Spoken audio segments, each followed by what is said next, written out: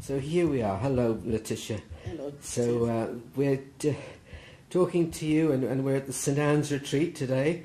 And you've been at the retreat, and as you've been many, many years at retreats of different kinds. But let's go back. Let's go back to the very beginning, and I just want to ask you when and where and how did Unity come into your life?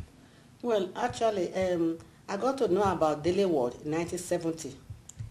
I didn't know where it was coming from. I used to see this little book in my house. For a while, we used to put them on one side, but one day I thought, I wonder what this is. And I looked at it, and it was interesting.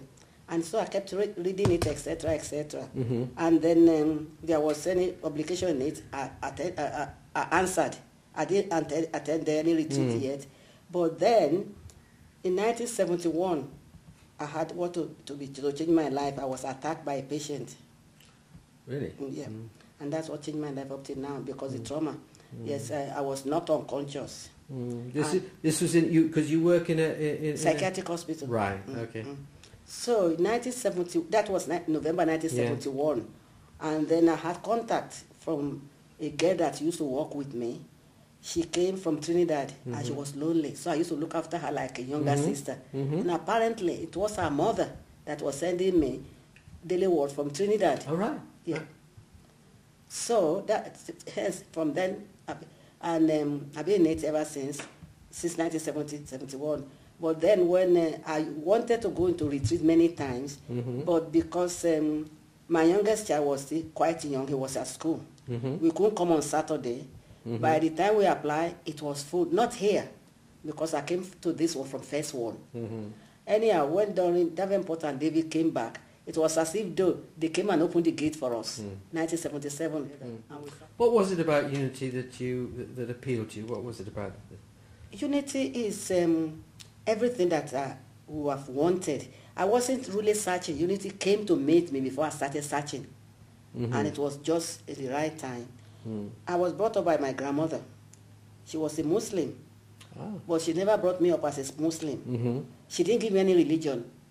She had an idea that when a girl gets old enough to, when a girl is getting married, a girl will take her husband's religion. Yes, yes. So she won't let me go to mosque, and she won't let me fast, but she will let me eat with them.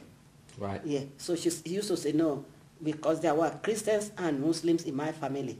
So for that reason, she didn't give me. I wasn't brought up Christian at home, but at school, I went to Methodist school. Right.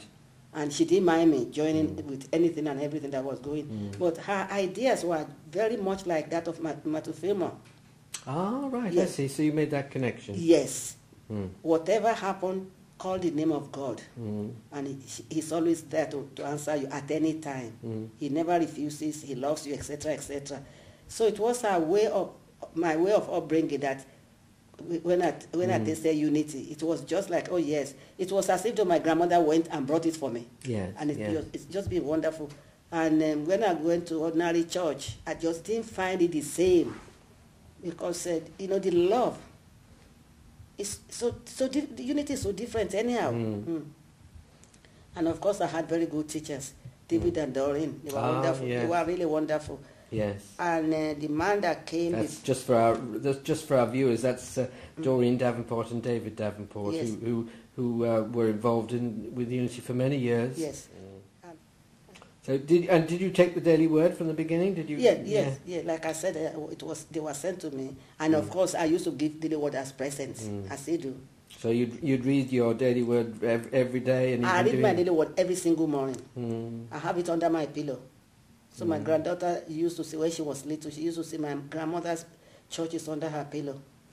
Really? So she said? Yeah, when she was little.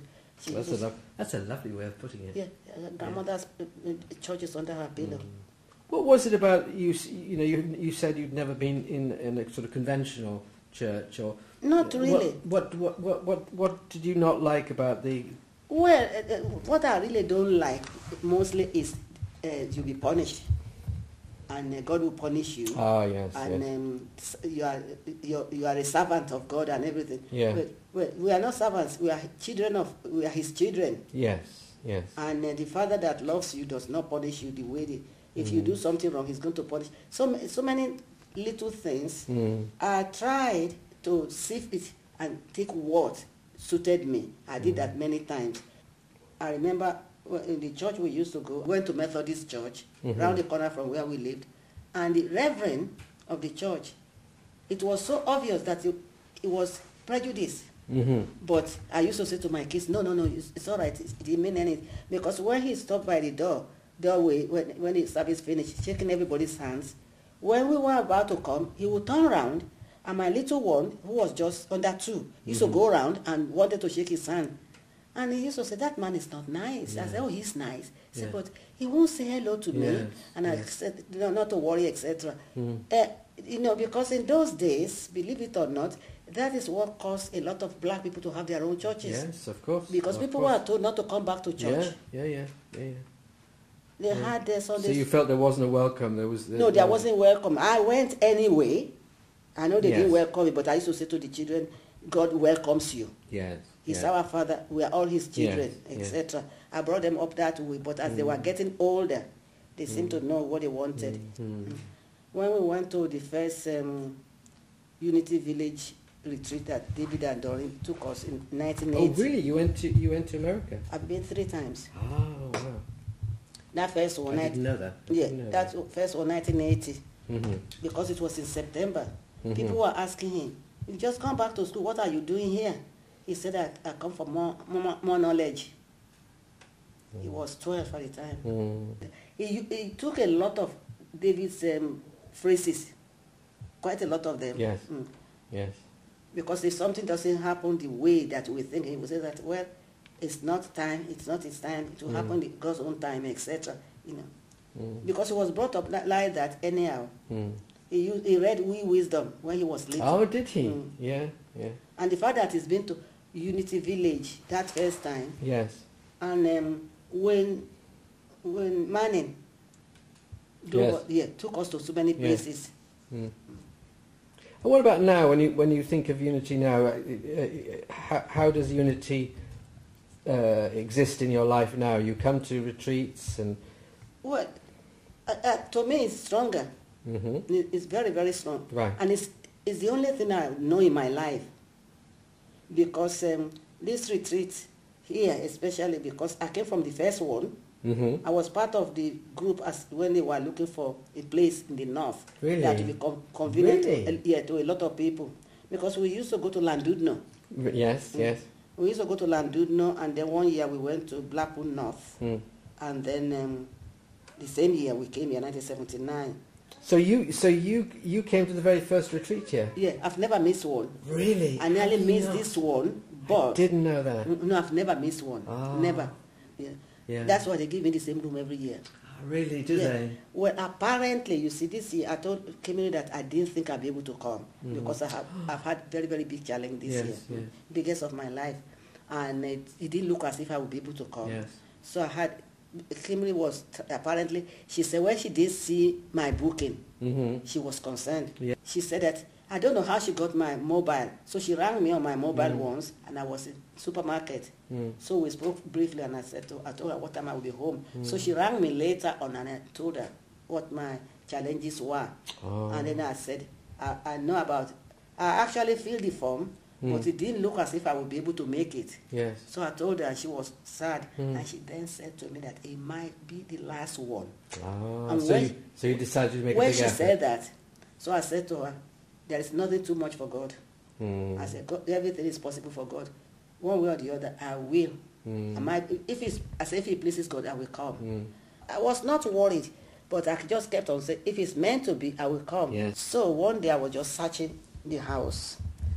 I might find something I don't want that I can sell.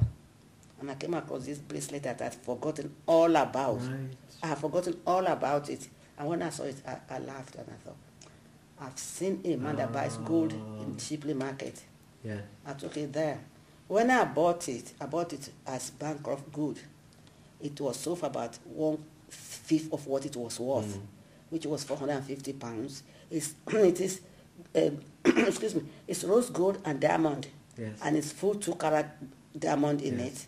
So it was worth a lot. Yes. And I bought it around 2006, and I forgot all about Yes. it. Yes. I've never worn it because I forgot all about it, and I found it in my cupboard. So I got to the man and I said, "You said you put there that you buy gold." He said, "Yes." I said, "I've got this. Can you buy this?" And his face lit up when he took it. And I thought, well, he wants it. He said, "How much do you want for it?" I said, "I pay 450 for it." I said, "Just give me half of it." He said, "Okay, you look after the shop." He went to bank. Left me with his shop full of jewelry to look after. No, really.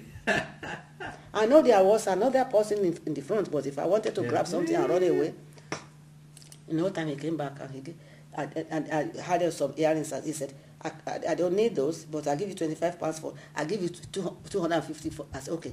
When I took the money, instead of going that way to get out, I went back this way in case he was chasing me. And I just thought, well, 250. It's only £49 and now. Well, there we are. God works in mysterious ways. It does indeed. Yeah. I cannot tell you how happy I was. Yeah.